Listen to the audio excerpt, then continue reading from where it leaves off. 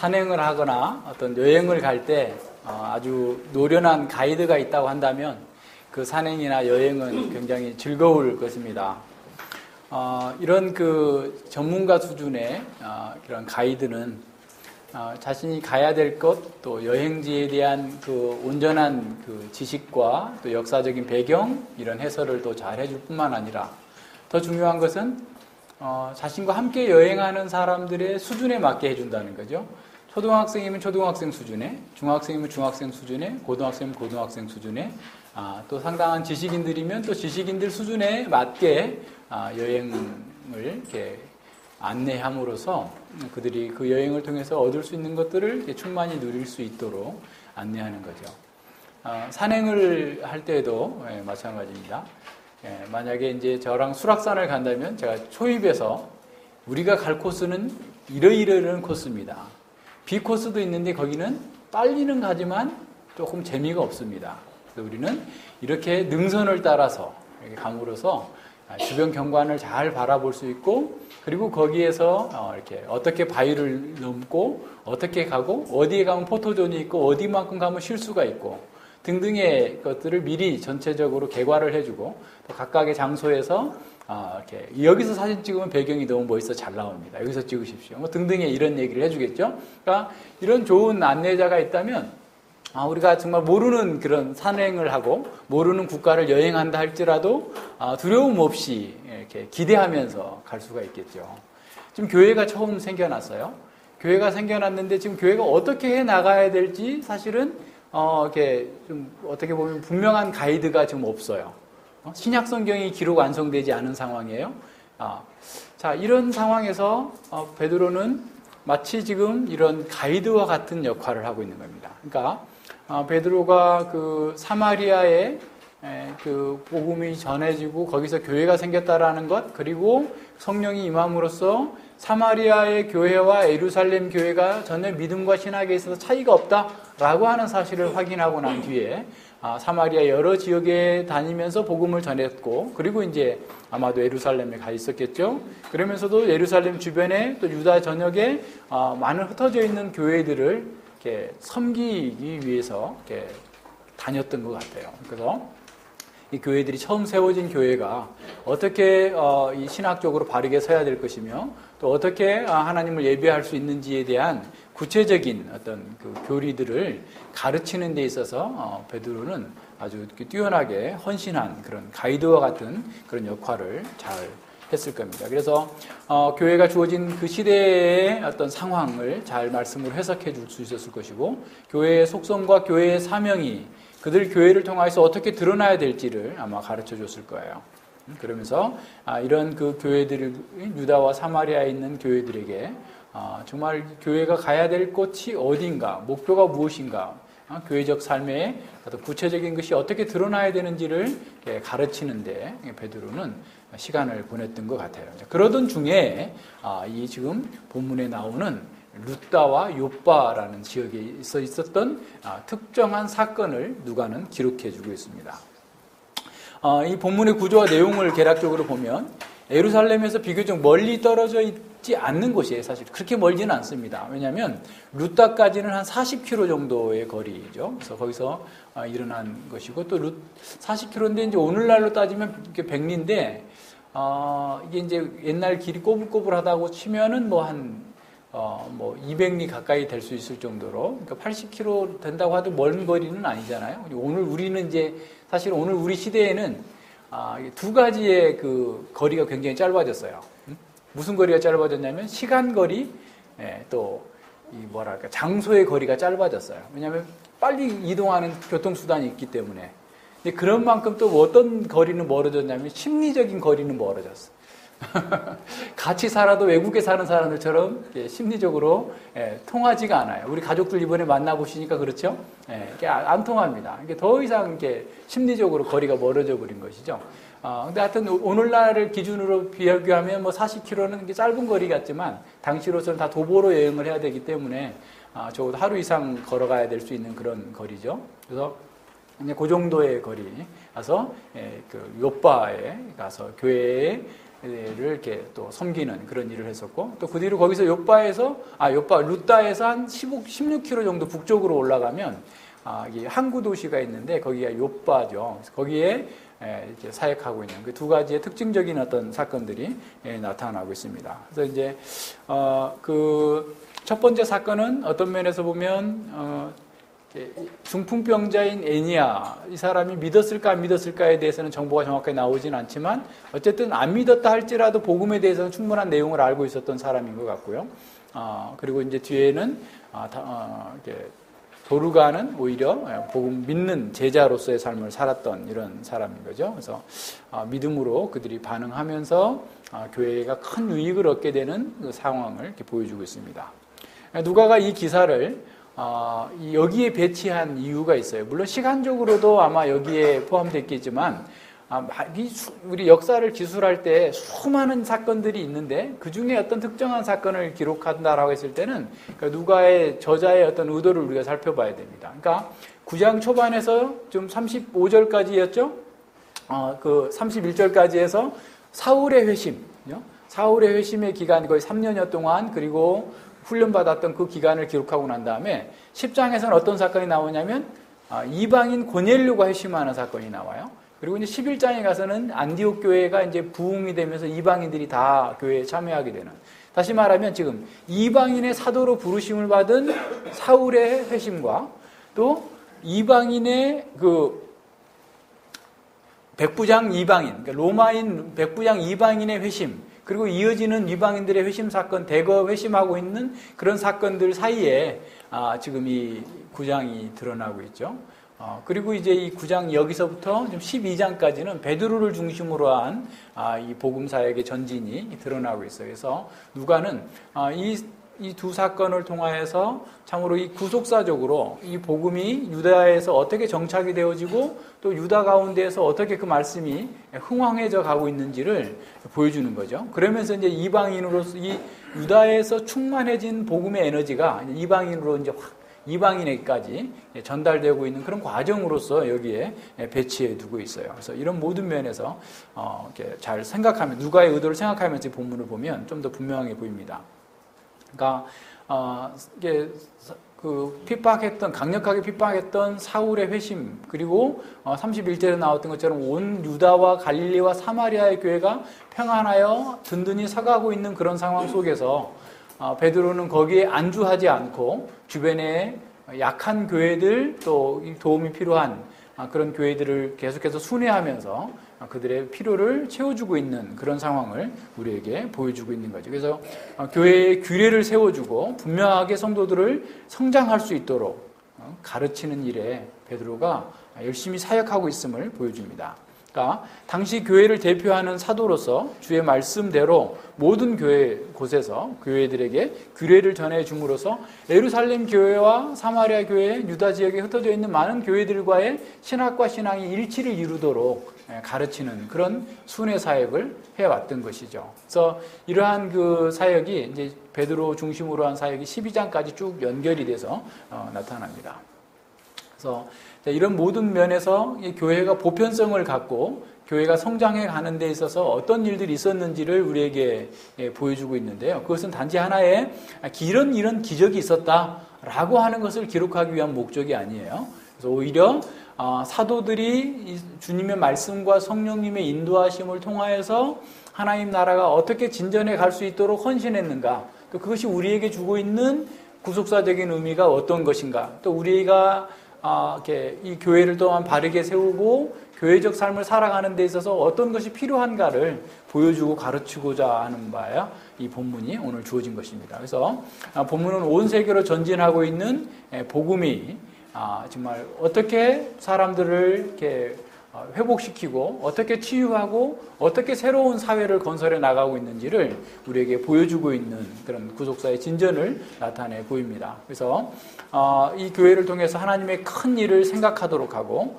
믿음을 가진 제자들이 영적으로 현실을 바라볼 수 있도록 만들어 주는 겁니다. 그래서 이런 역사적이고 계시적인 어떤 의미에서의 그 기적 사건을 봐야지 이런 의미가 없이 단지 그냥 이런 기적이 있었다. 그래서 예수님 믿는 사람에게는 이와 같은 기적들이 늘 있는 거다라는 정도로 이해한다면 이것은 자기 추구에 빠져 있는 허망한 종교적 노름에 불과하지 않아요.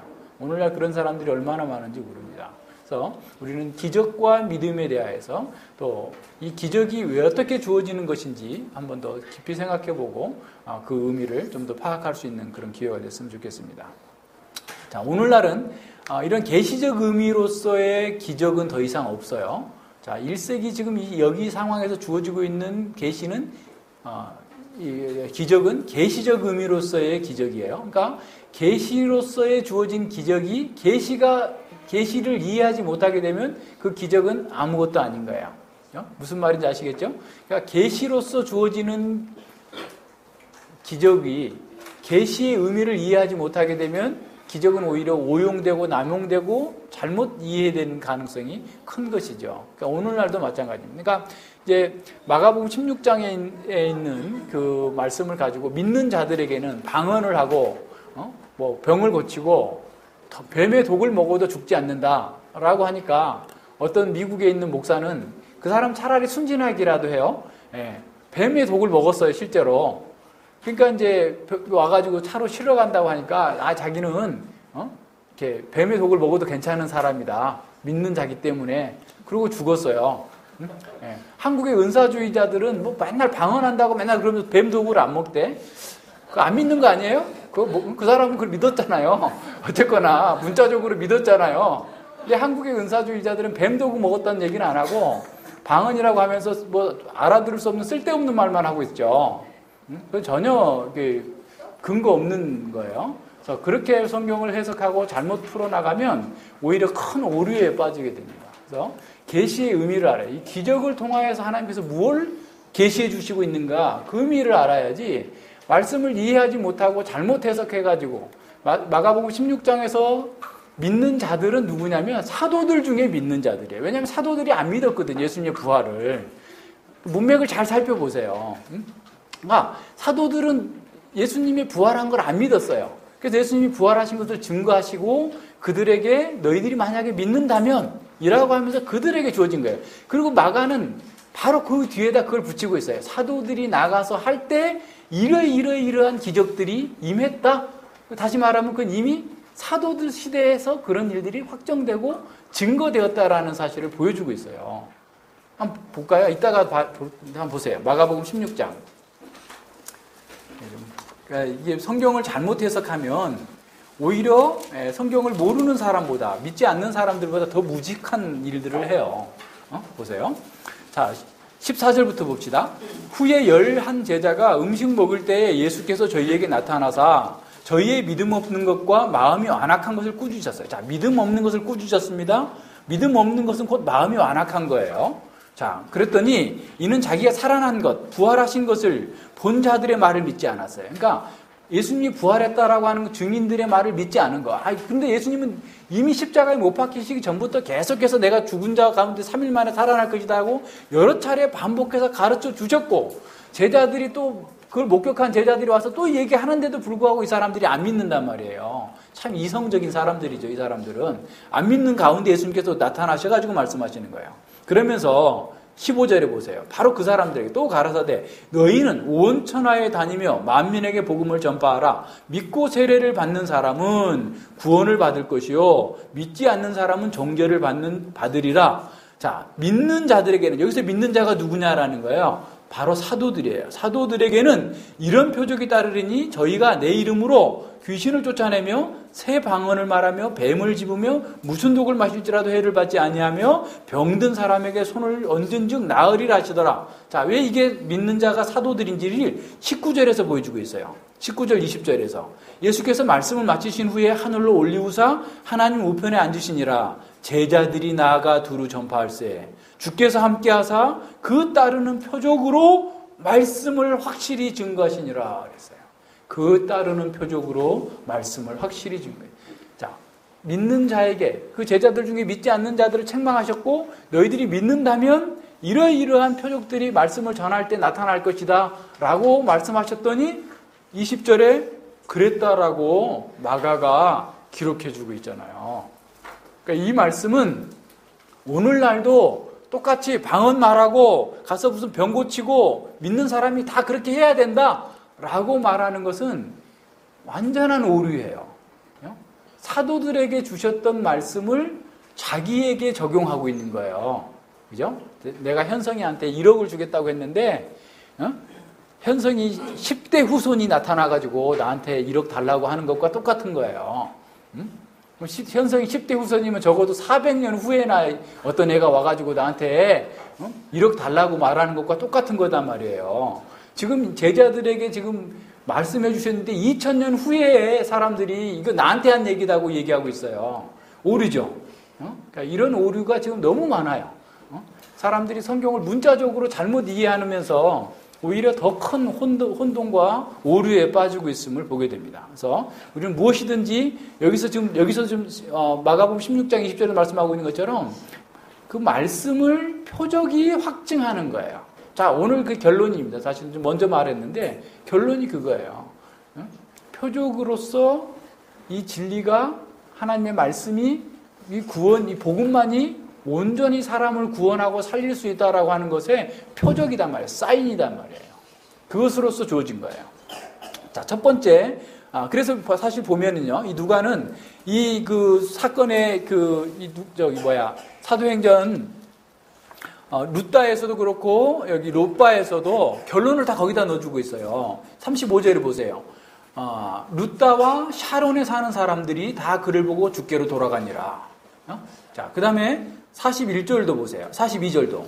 온 욥바 사람이 알고 주를 믿더라 그랬어요. 이 결론적인 겁니다. 이거 한마디를 뺐으면 은사주의자들이 하는 말이 맞을 수도 있어요. 표적의 의미가 자기들이 해석하고 싶은 대로 해도 돼요. 근데 지금 분명하게 누가는 그렇게 하지 말라라고 좀 정해주고 있어요. 잘못 해석하지 말라는 거예요.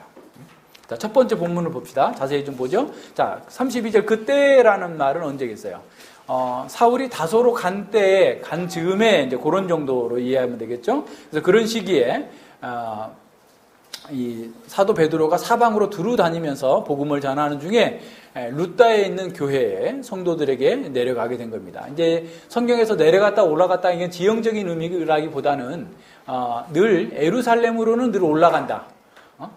또 예루살렘 밖으로 가면은 북쪽으로 올라가는데도 내려간다 그 말을 해요. 그런 말을 늘 이렇게 이해하시기 바랍니다. 성경과 관련해서 이렇게 한 거죠. 그래서 이제 제자들은 이렇게 예수님이 오실 때까지 계속해서 복음을 이렇게 전하는데 우선은 성령이 오실 때까지 예루살렘에서 기다렸고 예루살렘에서 성령이 임하게 되면 너희가 예루살렘과 유다와 사마리아와 땅끝까지 이르러 내 복음을 전하라 라고 했는데 그 말씀을 지금 따라서 두루 다니면서 복음을 전하고 있는 그런 상황들을 보여주고 있는 거죠. 이 루다에 있는 사람들이 언제 그 구원을 받았는지는 정확하게 알 수는 없어요. 오순절날 성령 강림 시에 믿은 사람도 있을 수 있고요.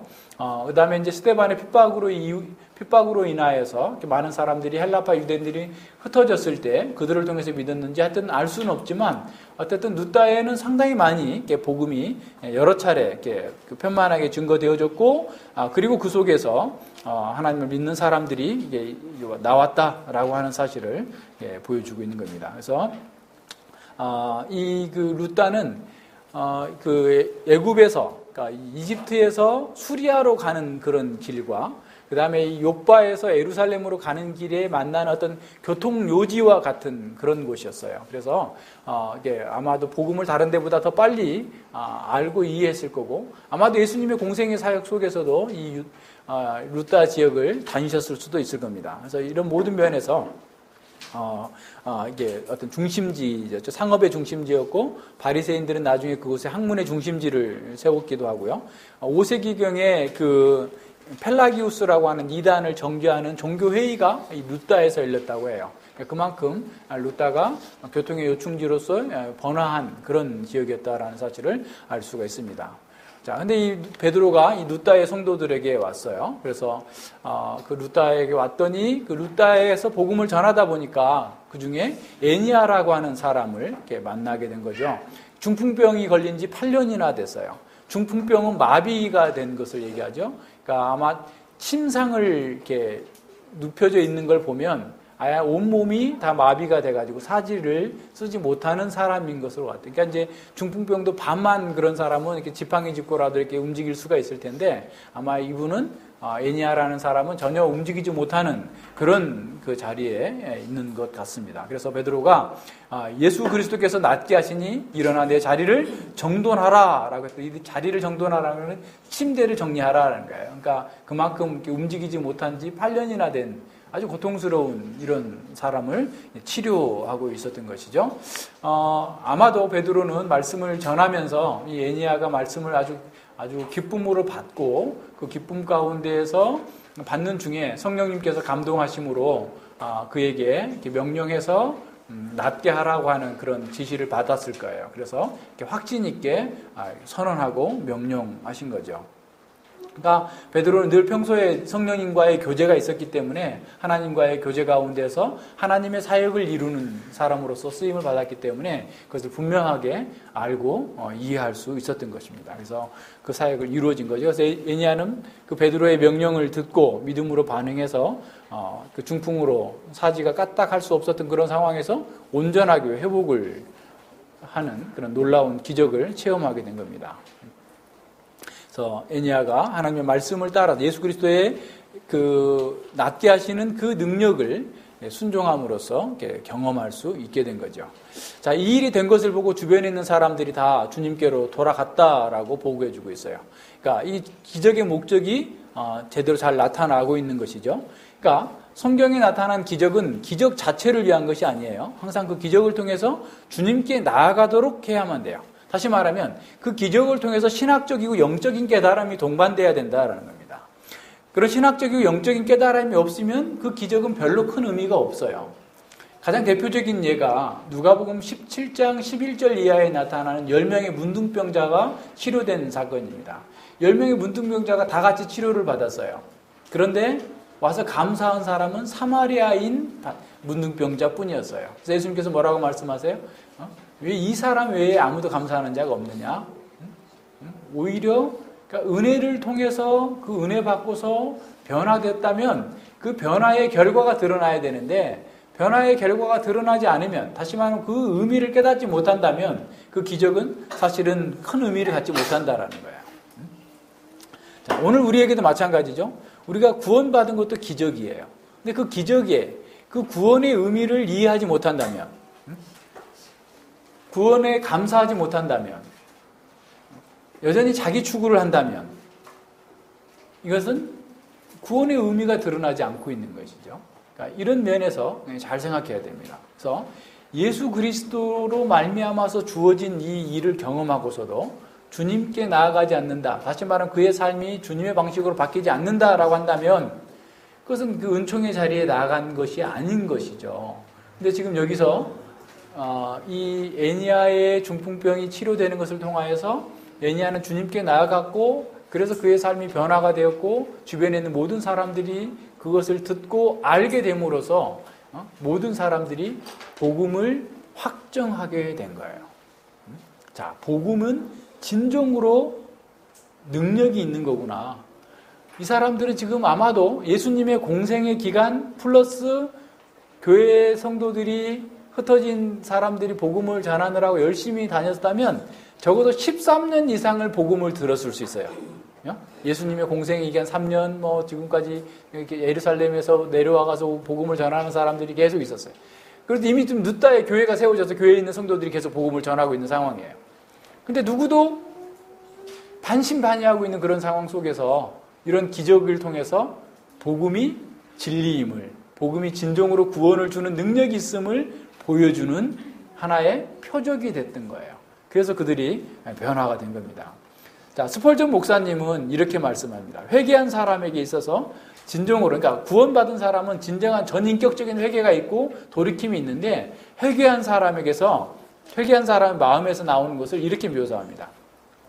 주님께서 당신을 구원하셨다면 술집의 술꾼이 더 이상 당신의 친구가 될 수 없을 것입니다. 우리가 진정으로 구원을 체험했다고 한다면 우리의 가족이 더 이상 진정한 가족이 아닌 것을 깨닫게 되죠. 슬프지만 우리의 육신의 가족들이 정말 우리와 이렇게 친구가 될 수 없는 것을 느낄 정도로 너무 달라져 버리는 우리의 모습들을 발견하게 됩니다. 당신은 술꾼과 어울리는 데서 얻는 것보다 더 나은 사귐을 원할 것이기 때문입니다. 그러니까 가족들보다도 성도들의 교통을 더 사모하게 된다는 말이죠. 주님께서 당신을 구원하셨다면 당신은 주님을 위해 무엇인가를 하고 싶어하고 당신의 감사하는 사랑을 나타내고 싶어 할 것입니다. 그랬어요. 자, 정말 당신이 주님으로부터 구원을 받았다면 당신은 주님을 위해서 무언가를 하고 싶고 당신의 감사는 사랑을 나타내고 싶어 할 것이다. 이게 너무 당연한 거 아니겠어요? 그러니까 하여튼 뭐 동영상 공부하신 분들 중에 이번에도 몇 분이 사실 어떤 분은 제가 알기로는 형편이 별로 좋지 않아요. 그런데 이렇게 막 선물을 보내셨어요. 근데 그것을 제가 받아서 기쁜 게 아니라 그분이 하나님께 대하여서 감사하고 있다라는 거예요. 이분이 정말 진리를 알게 되었고 그 진리 안에서 정말 구속의 기쁨을 누리면서 하나님께 감사하고 있다라는 것을 알게 되니까 기쁜 거예요. 그러니까 이런 면에서 우리는 정말 구원받았다고 한다면 하나님께 대한 어떤 사랑을 나타내고자 하는 것이 드러나게 되어 있단 말이에요. 그러면서 존 버년의 얘기를 합니다. 자, 존 버년은 자기가 고침을 받았을 때 여러분 존 버년의 그 회심에 관한 책 있어요. 죄인 중에 괴수에게 넘치는 하나님의 은혜라고 하는 그 책이 있습니다. 이게 존 버년 목사님이 회심하기까지 거의 6개월 이상을 막 영적인 갈등과 싸움을 막 치열하게 하고 있는 그 과정을 그린 그 자서전적인 책인데요. 한번 보세요. 우리 도서관에도 있습니다. 근데 거기에서 봤는지 어쨌든 모르겠는데 스펄전 목사님이 지금 버년의 얘기를 지금 인용하면서 이렇게 얘기하고 있습니다. 자, 버년은 자기가 고침을 받았을 때 쟁기로 갈아엎은 땅에 있는 까마귀들에게도 그 점에 대해서 얘기하고 싶다고 말해요. 그러니까 자기가 회심하고 나니까 얼마나 기쁜지, 야 까마귀야, 내가 말이야 이렇게 구원받아서 얼마나 좋은지 아니? 너 내 기쁨에 한번 참여해 볼래? 라고 말하고 싶었다는 거예요. 여러분 그런 경험 있죠? 막 말하고 싶잖아요. 누군가를 막 말하고 싶잖아요. 이 구원, 이 기쁨, 이 감사를 누군가에게 얘기하고 싶잖아요. 그런 거예요. 지금 까마귀에게도 말하고 싶다는 거예요. 번연히 그런 마음이 들었다는 것은 나는 하나도 이상하지 않습니다. 라고 스펄전 목사님이 말합니다. 그러면서 사람이 한순간에 새로운 피조물이 된다는 것은 직접 경험하지 않는다면 도무지 생각할 수 없는 대사건입니다. 대사건이에요. 지진 난 것보다 더 큰 사건이에요. 이 세상이 뒤집히는 것보다 더 큰 사건입니다. 한 사람이 구원 얻는 것은. 그 사건은 그것을 보는 사람마다 놀라게 하고 사람들이 이상한 뉴스를 들으면 말하고 싶어 하듯이 새로 태어난 사람도 다른 사람들에 가서 나는 거듭났어요. 나는 구주를 만났습니다. 라고 말하고 싶어 한다. 자, 여러분, 단지 아주 정직한 생활로서만이 아니라 정직하고 올바르며 견실하고 거룩한 생활로서 여러분이 구원받았다라는 것을 입증해야 할 것입니다. 그리스도께서 여러분을 구원하셨다면 여러분을 이기적인 생활에서도 구원하실 것입니다. 하셨을 것입니다. 라고 선언하고 있어요. 자, 예수님께서 우리를 구원하셨다면 우리 자기 사랑에서 우리를 구원하신 거예요. 자기 연민에서 우리를 구원하신 거예요. 이 자기 연민에 빠져 있으면 이 구원이 지금 뭔지 아직 잘 모르는 거예요, 사실은. 그럴 정도로 우리의 변화는 급진적이면서 획기적인 사건이다라고 얘기합니다. 애니야가 어땠을까요? 한번 생각해 보세요. 사지 멀쩡해가지고 이제 아이고 여행 좀 다녀야지. 그동안 먹고 싶은 거 먹으러 다니지도 못했는데 열심히 먹으러 다녀야지. 어디 가야지. 이러고 다녔을까요? 네? 애니야의 치료보다도 애니야가 변화된 그 영적인 파워풀한 그 메시지에 사람들은 교회로 돌아왔을 거예요. 복음은 그에게 새로운 마비를 풀어주는데 육신의 마비뿐만 아니라 정신의 마비, 심리적인 마비, 영적인 모든 마비에서 해방시켜줘요. 그의 섬김을 통하여서 교회는 온전하게 성장하게 되었을 겁니다. 36절 이하에 보면 이제 베드로가 행한 두 번째 기적사건이 나오죠. 요바에 살고 있는 여제자 다비다가 병들어서 죽었습니다. 근데 그는 굉장히 많은 선행과 구제하는 일에 헌신했던 진정한 제자였어요. 근데 그가 죽자 그를 다락에다 씻어서 이렇게 두고 마침 그 16km 정도밖에 안 되니까 베드로가 거기에 루다에 있다라는 소식을 듣고 두 제자를 보내서 베드로를 빨리 청했어요. 두 가지 의도가 있었을 수 있겠죠. 장례를 위해서 좀 장례를 집례해달라고 베드로를 불렀을 수도 있고. 근데 그런 것 같지는 않아요. 뒤에 가서 보면 그가 울면서, 그 제자들이 울면서 그 다비다의 그런 선행과 구제를 계속해서 얘기함으로써 그를 다시 살려냈으면, 더군다나 지금 루다에서 8년 된 중풍병자를 고쳤다라는 소문이 거기까지 들렸을 테고 하니 아마도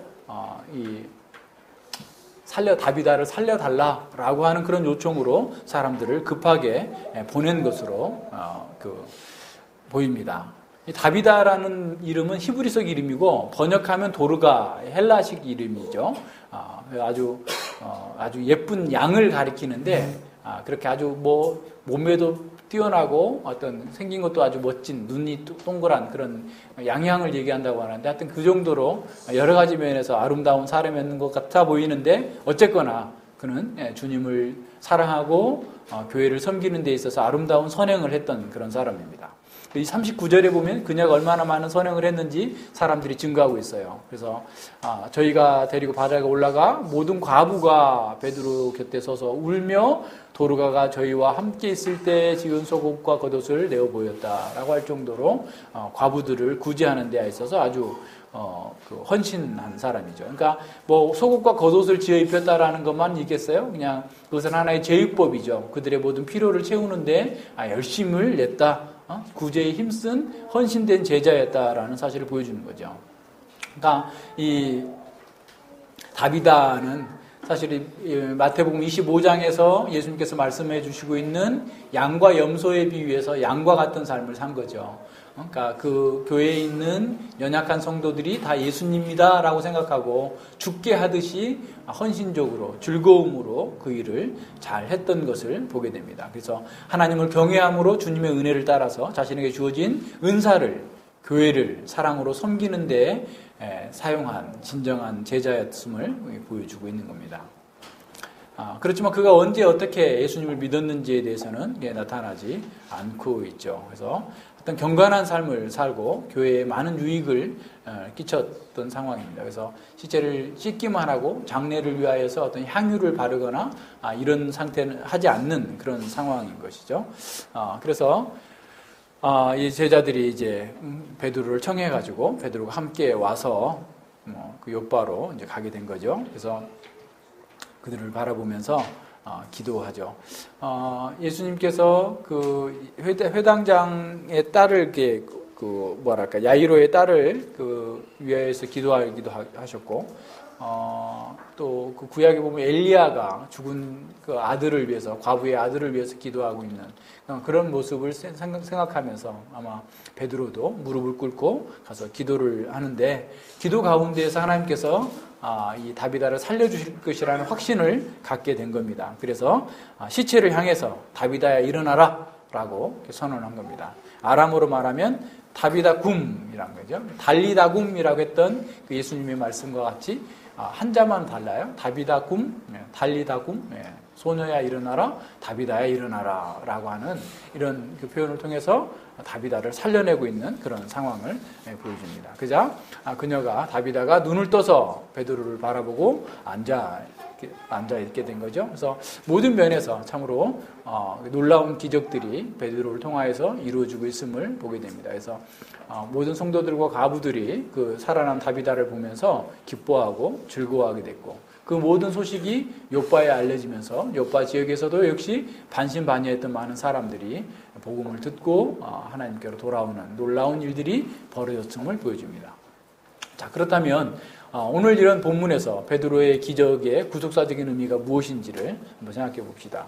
그리스도께서 말씀하신 대로 사실은 성령님께서 사도들을 통해서 이 하나님 나라를 이루어 가신다라는 사실을 보여주고 있는 거죠. 그러니까 예루살렘에서 시작된 하나님의 나라가 땅끝까지 전진하게 될 때인데, 그런 과정 속에서 어떤 일들이 있을 것인지를 보여주고 있는 겁니다. 그러니까 사도들의 기적은 그냥 사도들이 능력이 있어서 한 것이 아니라, 여기서 베드로가 얘기한 것처럼 예수 그리스도가 너를 낫게 하시니 예수의 이름으로 일어나라 라고 얘기하는 것처럼 예수님의 천상적 사역이에요. 하늘에 계신 예수님께서 사도들을 통해서 성령님을 통하여서 사람들을 구원하시고 하나님 나라에 참여할 자들을 모으시는 놀라운 권능을 나타내 보이시는 겁니다. 그래서 하나님의 은혜 가운데에서 마귀에게 사로잡혀서 평생의 종로로 타면서 일생에 매여서 고통당하는 사람들을 해방하시는 예수님의 사역이 바로 이 기적을 통하여서 드러나고 있는 것이죠. 그래서 사도들이 나가서 바로 그 복음을 전한 거예요. 그래서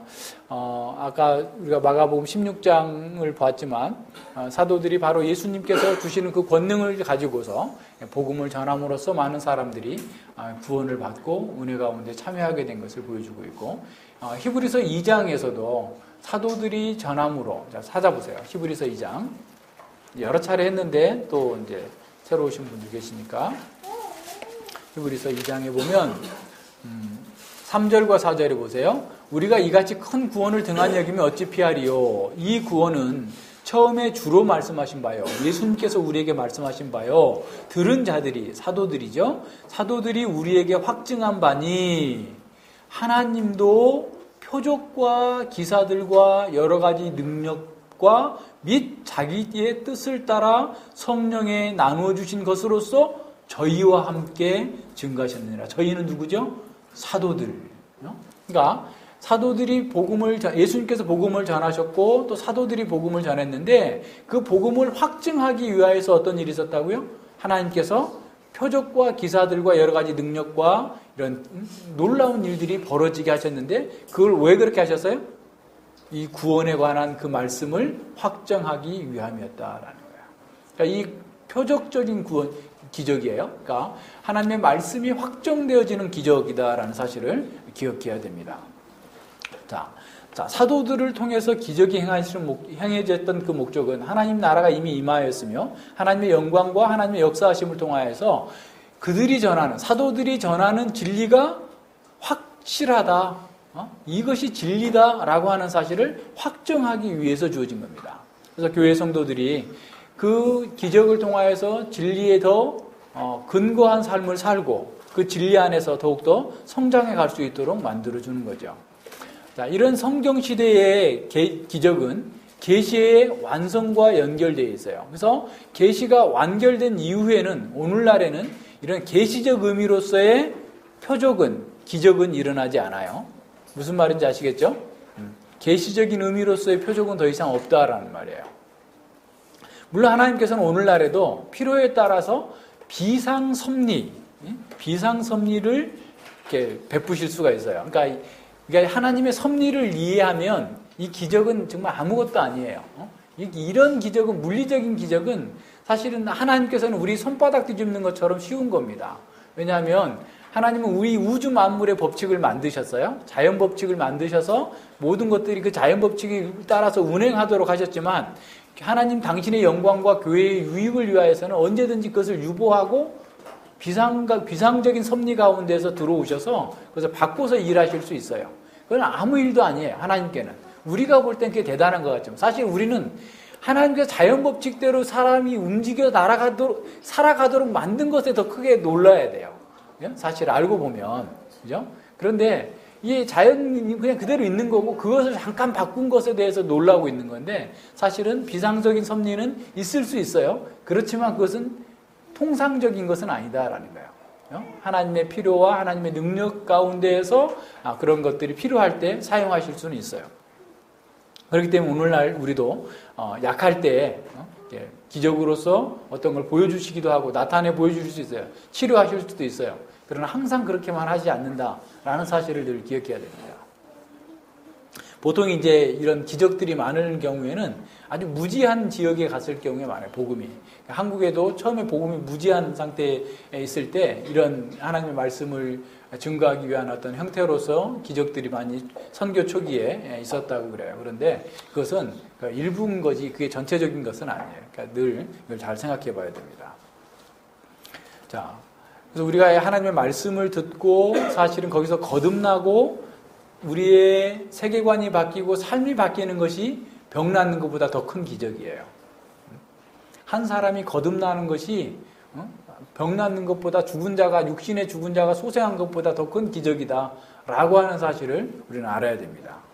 더군다나 이렇게 배교의 시대에 하나님의 말씀을 잘 듣고 영원한 생명을 가지고서 우리의 역사적인 사명을 수행할 수 있다는 것보다 더 큰 기적은 없음을 기억해야 됩니다. 자, 베드로가 팔레스틴 지역에서 행하는 이 두 가지 기적의 의미를 다시 한번 정리해 봅시다. 우리는 이 기적 사건을 통해서 우리가 무엇을 배워야 되는가?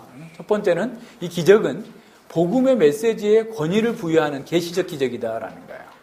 복음의 메시지만이 인생의 유일하고 참된 길이다, 영원히 살 길이다 라고 하는 사실을 보여주는 거예요. 두 번째, 이 기적은 하나님 나라의 임함의 기적입니다. 자, 이러한 기적을 통해서 하나님 나라의 구속사가 전진을 이루고 있고, 이를 통해서 하나님의 영광이 더욱더욱 현시될 수 있도록 하기 위한 것이죠. 특별히 사도들은 계시의 담지자예요. 그러니까 계시를 우리에게 전달해주고 하나님께로부터 계시를 받아서 그 계시를 전달해주고 기록하게 하는 계시의 담지자들이었단 말이에요. 그래서 하나님의 계시의 말씀을 받아서 전달할 때 그 계시가, 그 메시지가 단순히 사람의 사상이나 사람의 숙고에서 나온 것이 아니라 하나님께로부터 받아서 우리에게 주신 거다라고 하는 사실을 확증하기 위하여서 주어진 표적이고 기적이다라는 사실을 기억해야 됩니다. 바울은 자신의 사도성을 주장하면서 고린도후서 11장 12절에서 이렇게 말씀합니다.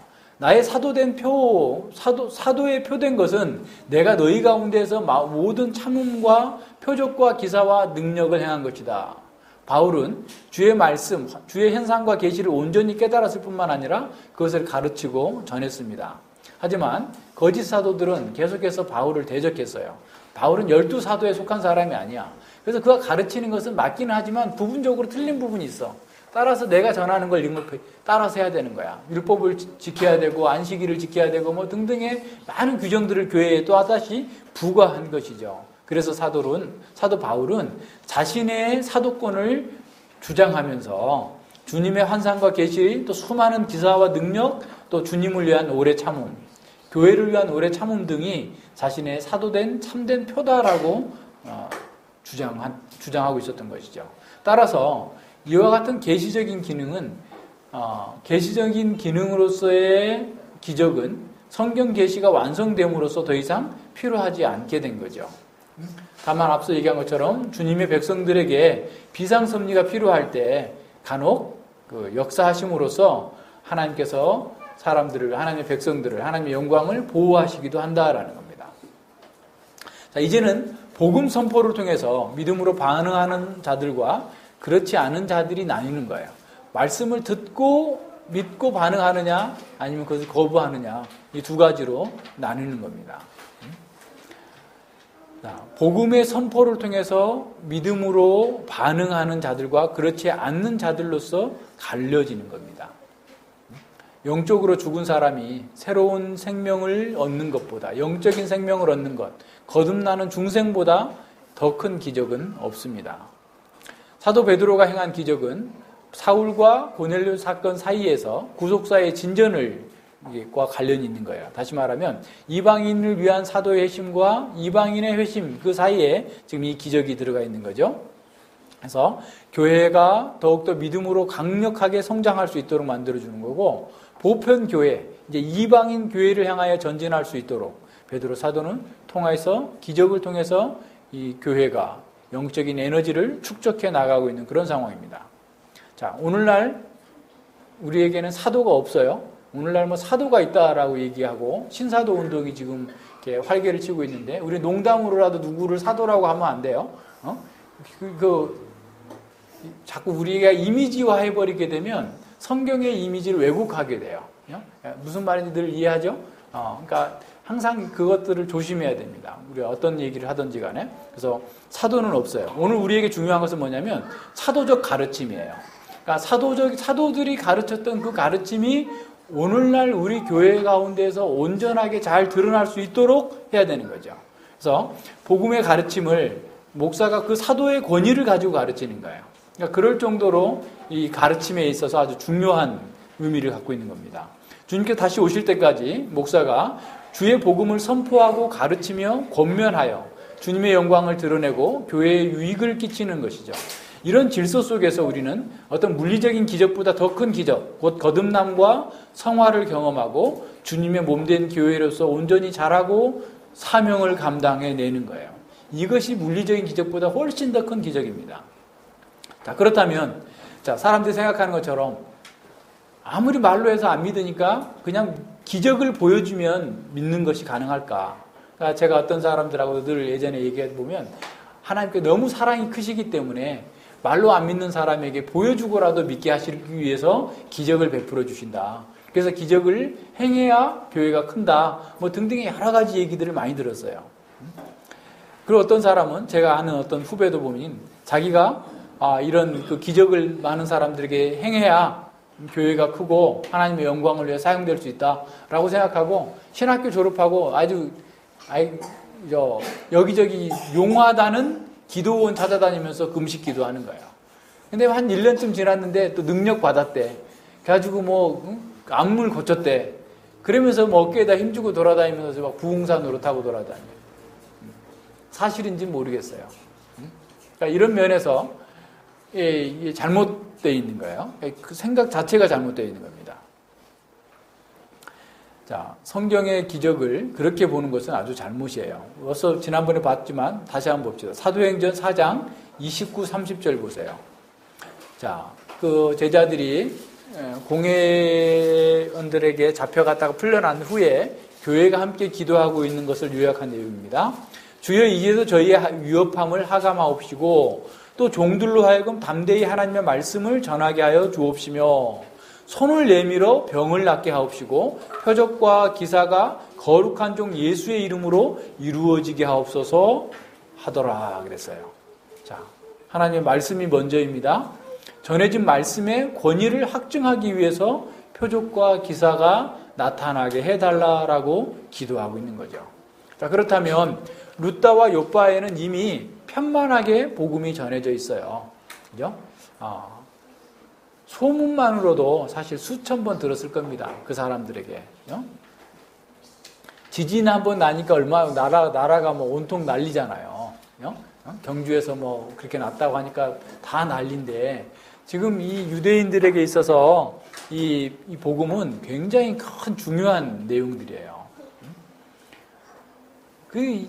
어떻게 보면 거의 구약 2000년 동안 그들이 갖고 있었던 소망이에요. 그들이 가장 원했던 거예요.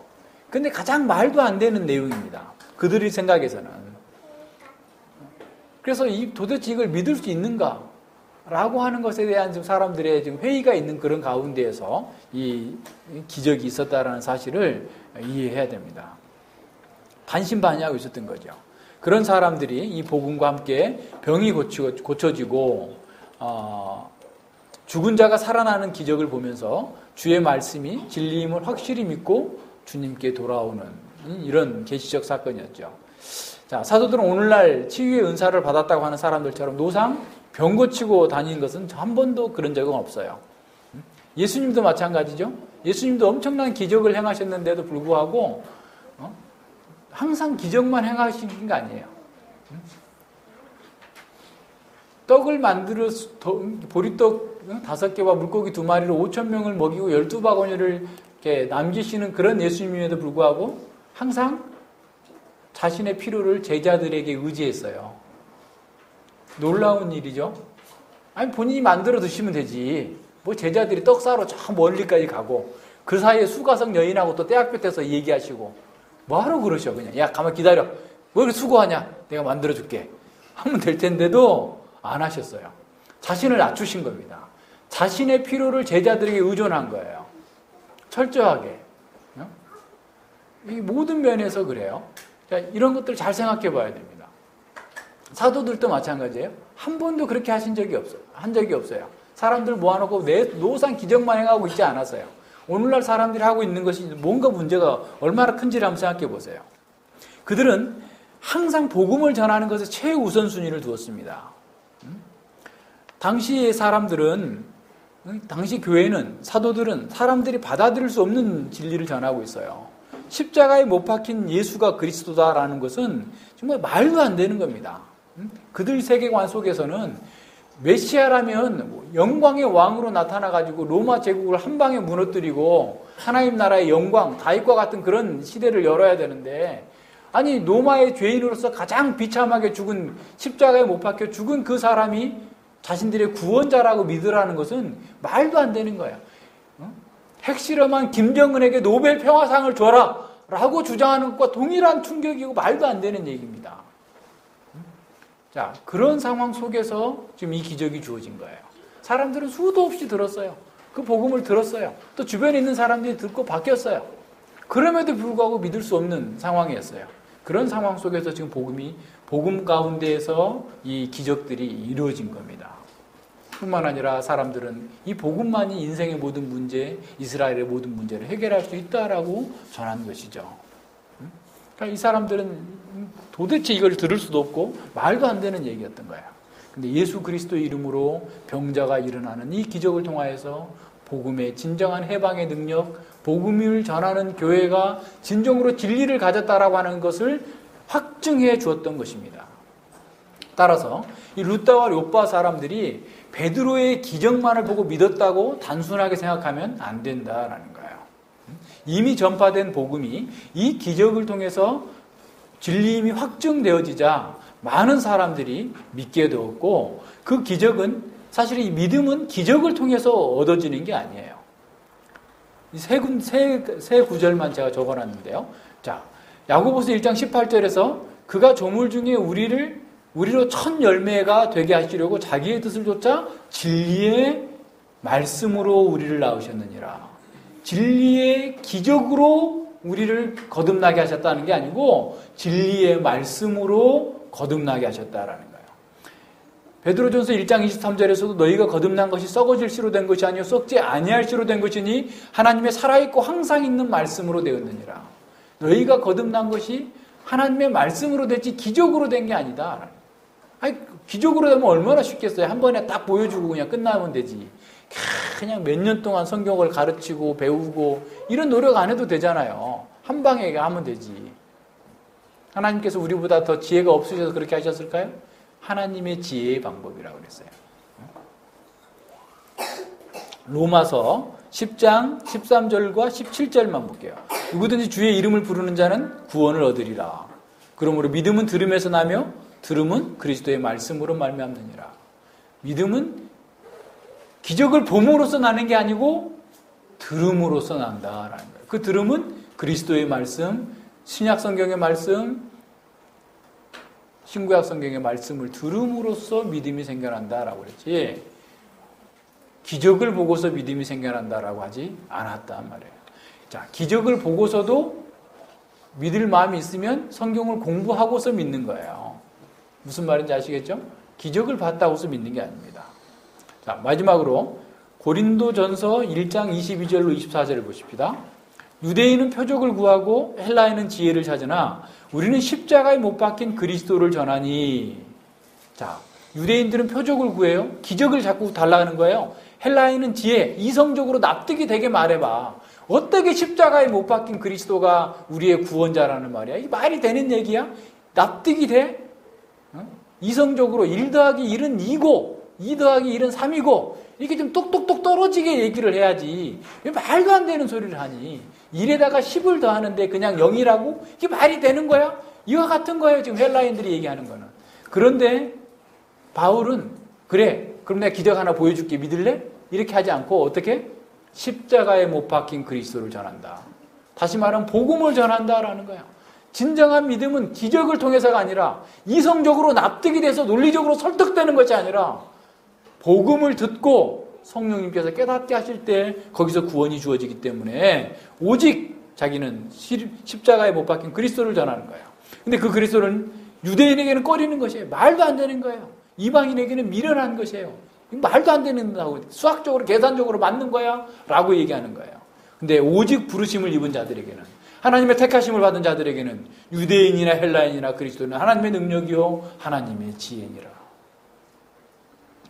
바울도 수많은 기적을 행했어요. 그러나 표적을 보여주면 믿겠다고 하는 유대인들에게 기적이 아니라 십자가에 못 박힌 그리스도를 전했어요. 이방인에게도 마찬가지예요. 예수님도 마찬가지죠. 예수님께서 수많은 기적들을 행하셨어요. 표적들을 행하셨어요. 그런데 또 표적을 구하는 거예요. 네가 하나님께 온 표적이 뭐야? 라고 하셨을 때 예수님께서는 요나의 표적밖에 너희에게 줄 것이 없다. 요나가 물고기 뱃속에 3일 동안 있는 것처럼 인자가 땅속에서 3일 동안 있다가 다시 살아날 것이다 라고 하는 표적을 줬어요. 그래서 실제로 그런 표적이 나타났음에도 불구하고 그들이 믿었어요? 믿지 않았어요. 표적을 보고 믿는 게 아니에요. 예수님의 표적을 보았던 그 사람들은 오히려 예수님을 십자가에 못 박으라 라고 소리쳤고 예수님을 조롱했어요. 믿지 않았어요. 기적이 사람을 믿게 하는 것이 아님을 보여줍니다. 따라서 오늘날도 표적을 보여주면 믿겠다고 하는 것은 불신앙의 증거예요. 그럼 어떻게 해야 돼? 내가 믿기 위해서 열심히 성경을 공부해야 되는 거예요. 기적을 보려고 하지 말고 성경을 열심히 말씀을 공부해야 돼. 그리스도의 말씀을 들음으로 내가 믿겠다고 나가야 됩니다. 이미 수많은 표적과 기적으로 확증된 이 복음을 믿지 않고 또 다른 표적을 구하는 자들에게는 어떤 표적도 제시되지 않습니다. 믿음은 들음에서만 납니다. 믿음은 표적을 보았기 때문에 생기는 것이 아닙니다. 표적은 말씀이 진리임을 확증하는 수단이에요. 오늘날은 이미 신약성경이 진리로 확정되었습니다. 따라서 신약성경이 하나님의 말씀의 권위로 인정받고 있는 이런 시대에는 성경시대처럼 교회 시대처럼 그렇게 많은 표적이 필요하지 않고 있을 이유가 없는 것이죠. 자, 그럼에도 불구하고 왜 이렇게 많은 사람들이 표적과 이적을 보기를 갈망할까요? 그것은 우리가 창세기에서 공부한 것처럼 인간이 죄로 인해 죽어버렸기 때문에 그렇습니다. 인간이 감각적이고 육신적인 상태로 전락되어 버렸어요. 그러니까 영적인 죽음 가운데 있는 사람들은 하나님마저도 감각적으로 어떻게 좀 보여지고 만져지기를 원하는 거죠. 그래서 우상 종교를 만들어내는 것처럼 자꾸 감각적인 추구를 하는 거예요. 우리 봤잖아요. 인간이 어떤 사물을 판단하고 분별하는 기능이 오감각과 이성과 영이 있는데 이 영이 죽어버린 거예요. 그러니까 자꾸 하나님마저 영적인 세계마저도 오감각으로 이성으로 해석하고 찾아내고 경험하려고 하는 이런 죄성들 때문에 사람들은 계속해서 그런 은사주의를 추구하게 된 겁니다. 오늘날 은사주의가 그렇게 광범위하게 확산되는 이유는 바로 거기에 있어요. 영으로 죽어있기 때문에 죽어있는 사람들은 하나님을 성령과 진리로서 예배하기보다는 말씀으로 예배하고 말씀으로 하나님을 알아가기보다는 육신의 감각적인 체험을 지극히 좋아하게 되는 거죠. 그래서 기독교가 신비주의적인 기독교가 되어버린 거예요. 그래서 하여튼 뭘 봤다. 꼭 하나님께서는 말씀으로만 말씀하는 것이 아니고 성경으로만 말씀하는 게 아니고 방언으로도 말씀하시고 꿈으로도 말씀하시고 계시로도 말씀하시고 등등의 많은 다양한 방법으로 말씀하신다 라고 얘기하는 거예요. 심지어 어떤 사람이 실명을 하니까 하나님께 당신에게 무슨 신통한 능력을 주시려고 그런가 보다. 그렇게 얘기하는 거예요. 신통한 능력이 어떻게 나와요? 눈 뜬 사람도 안 나오는데. 그냥 점치는 능력 준다는 거예요? 예언하는 능력을 준다는 거예요? 사람들이 그런 거에 빠져 있어요, 지금. 이게 기독교가 아니에요. 하나님은 계시, 진리의 하나님이세요. 진리를 통해서 우리가 하나님의 말씀을, 하나님을 알고 하나님을 예배하고 성령 안에서 주님을 찾아 나아가도록 만드는 겁니다. 근데 자꾸만 말씀이 없는 곳에 자꾸 새로운 인간적인 어떤 체험을 집어넣음으로써 사람들을 속이는 거예요. 이게 누구의 일이에요? 사단의 일이에요. 인간이 그런 죄로 인해 죽어있고 영적으로 감각이 무너져버린 상황 속에서 이런 육신의 감각대로 하나님을 만나고자 할 때 사단의 사역자들이 의의 일꾼처럼 가장하고 찾아와서 온갖 장난을 치는 겁니다. 그래서 그들이 행하는 모든 기적들은 허구이거나 거짓은 아닐지라도 그 실체는 하나님께로부터 온 것이 아니라 악령들로부터 온 것인 경우가 훨씬 더 많다라는 사실을 기억해야 돼요. 거짓 기적이라고 그랬어요. 왜 거짓 기적이냐면 기적은 기적인데 거짓 기적이에요. 왜? 하나님께로 나아가지 아니하고 하나님의 영광을 추구하지 아니하고 육신의 욕망과 자기의 정욕을 추구하는 대로 나가기 때문에 거짓 기적입니다. 사단으로 말미암은 거짓 기적들은 하나님의 이름을 부르지만 결국 인간의 영광과 인간의 정욕을 추구합니다. 하나님의 성품이 드러나지 않아요. 하나님의 뜻에 순종하거나 하나님의 뜻을 이루고자 하는 것이 아니라 자기의 뜻을 이루고자 하는 데에 초점이 맞춰져 있어요. 따라서 우리는 분명한 분별력을 가져야 됩니다. 자, 그렇다면 교회에게 주어진 참된 은사를 통해서 이루어진 진정한 치유와 회복의 결과는 어떻게 나타나야 되겠어요? 먼저 에니야를 봅시다. 그는 치유된 후에 믿음이 더욱더 견고해져서 인생의 진정한 목적을 깨닫게 되었을 겁니다. 마비되었던 사지가 온전해졌을 때 그는 무엇보다도 하나님을 찬양했습니다. 그의 사지는 이제 교회를 섬기는 거룩한 도구가 되었을 것입니다. 거듭나고 치유된 사람은 자신을 위해 사는 것이 아니라 주님을 위해 살게 되는 그런 복을 누리는 것이죠. 자, 다비다를 한번 생각해 봅시다. 다비다는 살아있을 때도 그는 참된 제자로서 교회를 헌신적으로 섬겼던 사람이에요. 그러나 그가 주가 되었을 때 욥바 교회에는 그를 대신해서 즐거움과 기쁨으로 구제와 섬김의 일을 맡을 만한 그런 사람이 없었던 것 같아요. 그래서 다비다가 소생한 후에도 모범적으로 헌신적으로 성도들을 교회를 섬김으로써 다른 사람들에게 교회에 섬기는 방법과 삶을 헌신적으로 삶의 모범을 통해서 가르쳐 줬을 거예요. 우리가 헌신하는 경우도 사실은 기쁨과 즐거움으로 해야 돼요. 그래야지 기쁨이 되는 거죠. 그래서 헌신하는 사람을 보면 두 가지 반응이 나타나는데 어떤 사람은 피하는 거죠. 그 일에 참여하고 싶지 않으니까 피하는 거예요. 또 하나는 그것을 저렇게 하는 게 정말 복되구나 하고 따라가는 사람이 있을 수 있겠죠. 우리는 어떻게 돼야 될지 한번 잘 생각해 봐야 됩니다. 자, 만약 병고침을 받고 죽었다가 또는 죽었다가 소생하는 기적을 체험했다 할지라도 과거와 같이 마비된 삶을 산다면 그 기적이 무슨 의미가 있겠어요? 우리가 거듭났고 교회에 출석하면서 여전히 과거의 방식대로 삶을 산다면 그게 무슨 의미가 있겠어요?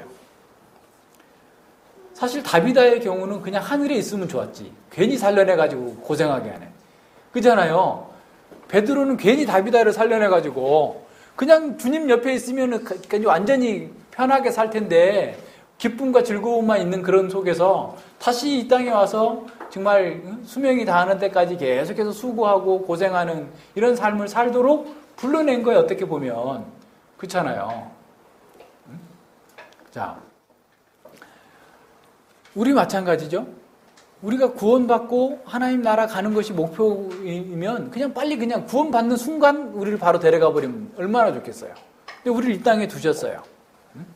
자, 우리를 구원하신 그 하나님께서, 우리를 치유하시고 회복하신 그 하나님께서 우리를 이 땅에 두신 것은 우리가 진정한 삶의 목적을 발견하고 그 복음 안에서 합당한 삶을 사는 것으로 선한 열매를 맺도록 기회를 주신 겁니다. 하나님께서 영광스러운 하늘로 당장 우리를 데려가시지 않는 이유가 이 땅에서 하나님 나라를 위한 쓰임받는 거룩한 도구가 되도록 은혜를 베풀어 주시는 거예요. 우리는 아직도 영적으로 마비된 사람들 가운데에서 우리가 어떻게 그 마비에서 해방돼서 새로운 삶을 살게 되었는지를 보여주기 위해서 있는 거예요. 사람들은 육신은 다 멀쩡하지만 마음이 마비가 됐어요. 마음이 굳어져 있어요. 영혼이 굳어져 있어요. 마비되어 있어요. 어찌 할 바를 몰라요, 자기들도. 그런 속에서 우리는 해방된 사람이에요. 그런 사람들에게 정말 이 복음의 해방의 능력을 전하도록 우리가 이 땅에 하나님께서 우리를 두신 겁니다. 자, 우리가 우리 주변에 있는 사람들에게 정말 우리는 인생의 진정한 또 노련한 가이드가 될 수 있어야 됩니다. 인생 전체, 역사 전체 경로를 쭉 보여주고 어떻게 살아야 되는지 전해주고 그것을 삶으로써 확증해 줘야 되는 거죠. 가이드는 자신이 인도하는 길을 완전히 통달한 사람입니다. 뿐만 아니라 자신에 따르는 사람들의 상태들 또한 분명하게 아는 사람이죠. 그러니까 전문가여야 돼요. 우리는 성경에 대한 전문가, 인생에 대한 전문가, 사람들에 대한 전문가여야 돼요. 그래서 그 상황에 맞게 대답할 줄 아는 사람이에요. 상황이 맞지 않는 얘기를 자꾸 하는 사람은 지금 뭔가가 문제가 있어요. 지금. 상황 판단을 잘해야 돼요. 말을 많이 하는 것도 이게 중요하지만 적합하게 말해야 돼요. 적합하게. 정확하게 말을 해야 되는데 쓸데없이 자꾸 얘기하는 것은 하나를 알아가지고 전체를 안 것처럼 자꾸 그 오류예요. 오류. 그러니까 잘 생각해야 됩니다. 우리가 누군가를 돕는다고 할 때 예수님께서 마태복음 7장에서 말씀하고 있는 것처럼 다른 사람의 눈에 티를 빼는 거예요. 굉장히 고도의 영적인 분별력이 있어야만 그 일을 할 수 있는 거예요.